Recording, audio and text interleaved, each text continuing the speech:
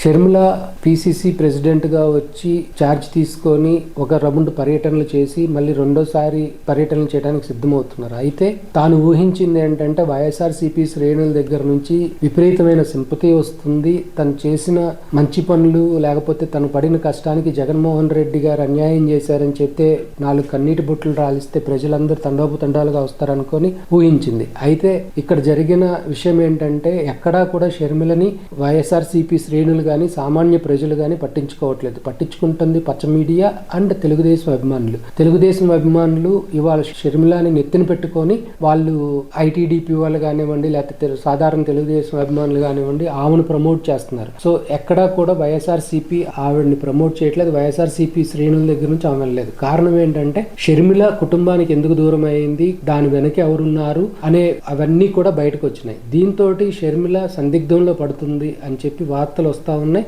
ఏది ఏమైనా రాబోయే ఎన్నికల్లో మాత్రం ఖచ్చితంగా షర్మిల అనుకోకి సరైన బుద్ధి చెప్తారు. ఈ నేపథ్యంలో సౌభాగ్యము గారిని తీసుకెళ్లి కడప పార్లమెంట్ కి నిలబెట్టి పోటీ చేయించాలి అని చెప్పి చూస్తున్నారు. ఎట్లయినా అవినాష్ రెడ్డిని ఓడించాలి అని.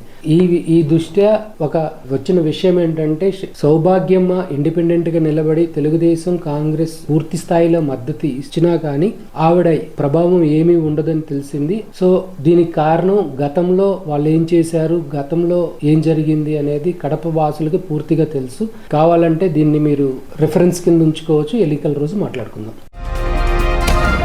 ఈ వీడియో కనుక మీకు నచ్చితే లైక్ చేయండి. మా ఛానల్ని సబ్స్క్రైబ్ చేసుకోవడం మాత్రం మర్చిపోకండి.